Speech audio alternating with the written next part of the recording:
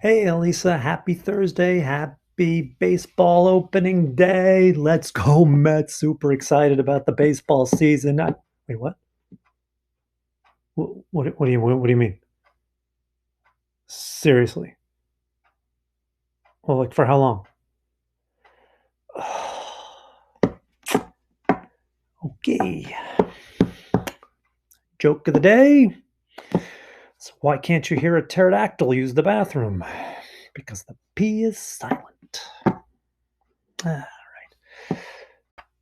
all right. So on that, what I've got for you today is kind of again continuing on with civil rights, get to the Black Power movement.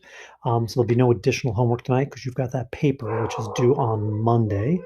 Um, so what I've got for you again, some notes at the end of this video.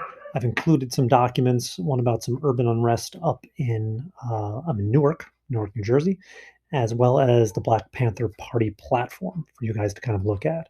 Yeah, don't forget to do the do now. And yeah, hope you're doing well. Hope all is good. Stay safe, stay smart, and talk to you guys later.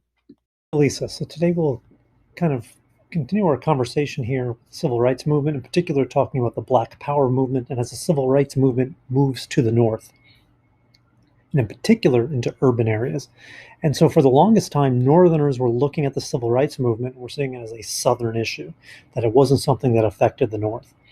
And what they're going to realize is that once you get from 1968 through 1965, rather to 1968, the civil rights movement moves to the north, moves into the urban centers, and often turns violent. Um, and this is rather unsettling for all aspects of society, Black Americans, white Americans, and certainly for people in political power. So the start of this, and there will be a trend, and you'll see a pattern with Watts, Los Angeles in 1965. Watts was the most densely populated place in the United States. Large Black population concentrated in a small inner city, surrounded by white suburban Los Angeles. Um, of course, white suburban Los Angeles is prospering economically in the 1960s, and inner city Watts is not. Um, what you have that triggers this is reports of police brutality. And the story is that there's a black man who's pulled over by the California Highway Patrol. Um, he probably resists arrests, and most historians looking back on that, have pretty well documented that. That point was kind of lost at the time, though. But all that was reported, or certainly that went through the Black community, was that this gentleman was pulled over. Um, and the California Highway Patrol roughed him up. The California Highway Patrol used, police brutality was involved definitely in this. This man was beaten as he was arrested on the streets. And so Watts, Los Angeles erupts into violence, and you have a week of violence, and you see the images there on your screen. Um, and part of the tragedy of this is that blacks are rioting in their own neighborhoods. They're destroying their own economic infrastructure. Um, and it does turn violent. Police officers are killed, rioters are killed, they're shot by police, and of course that just exacerbates the problem.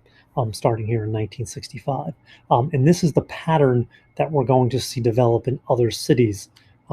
Again, story of police misconduct. The Black community then responds in this pent-up kind of rage that has been there this whole time, and just this becomes its escape. And that kind of feeds the climate for Malcolm X and the Nation of Islam, which you read a little bit about in Martin Luther King's letter from the Birmingham jail, his criticisms of the group. And so Malcolm X is not the leader of the Nation of Islam. That is the Elijah Muhammad. Malcolm X becomes their spokesperson. Malcolm X takes the name X because his last name was stolen from him from slavery. That he was given a name, a white name, which doesn't denote his African culture. So that's where the X comes from.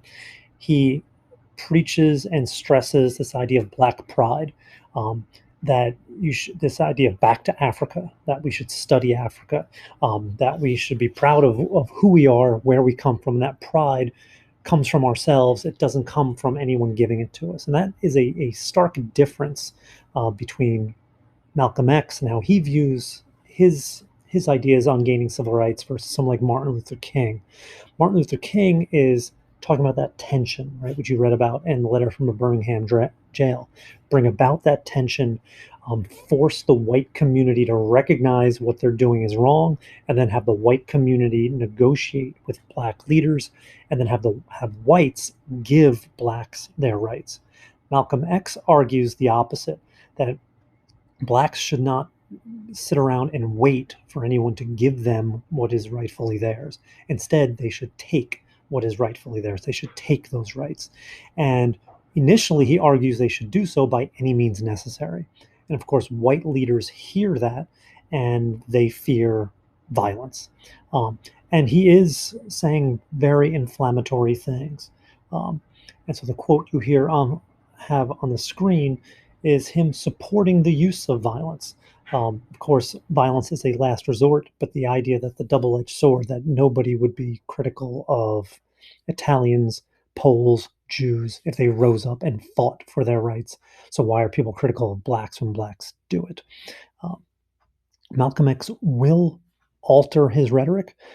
He will do a pilgrimage to Mecca, and on that in that pilgrimage in 1964, he'll see white people, and he'll see white Muslims. He had no idea there were white Muslims, and he had no idea that whites and blacks could actually get along. And he'll come back from that religious experience and change his rhetoric.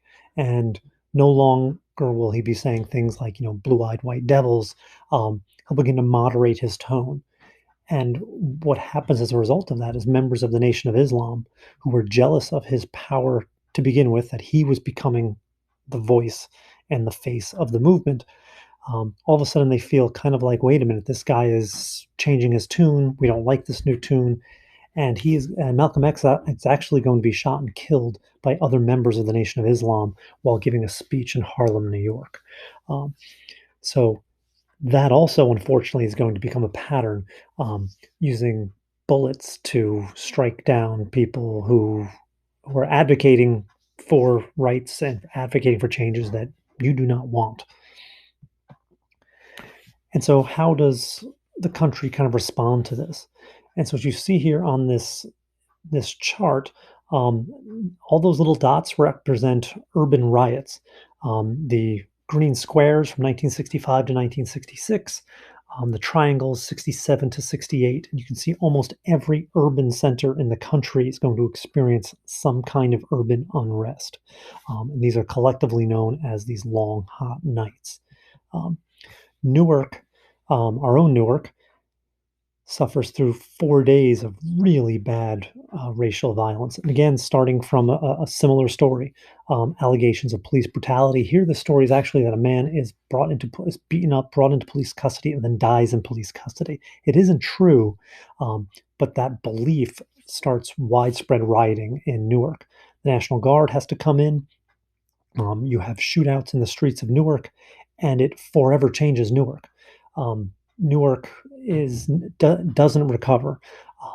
Businesses leave Newark, whites leave Newark, and the entire economic engine that was Newark, New Jersey, kind of disappears. And it's only in your lifetime that Newark is beginning to see kind of like a rebirth, with arenas and performing arts centers and things like that. But that's only relatively recently that people would actually go to Newark for things. But from 1967 through the 1990s, Newark was a place seen by many as like, you don't go there except to go to the airport. And stemming from this history of urban riots and whatnot, I've included a bunch of readings that talk about Newark. I have primary reading from the New York Times, from the time, which is very interesting how they reported it. And then another article from the New York Times, written fairly recently, looking back on those riots from a historical standpoint. So you kind of have that as well. And so all of this now leads to the Black Power movement, which you are working on for your paper, so I don't have to talk too much about it. But this comes out of SNCC and Stokely Carmichael, this idea that nonviolence isn't working, that we've been nonviolent long enough, and what has it gotten us? It's just gotten us beat up, that we need sometimes you need to stand up for yourselves and you need to fight back. And that's what Stokely Carmichael is talking about.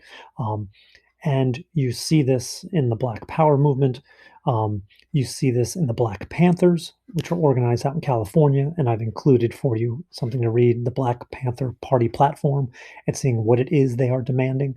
But Black Power becomes this movement, especially in the North. It's controversial, as you're reading about. It's something Martin Luther King did not like, but just even the idea of the word black. Black compared to the word Negro has a more militant sound to it. It's more aggressive. Um, it's more in your face.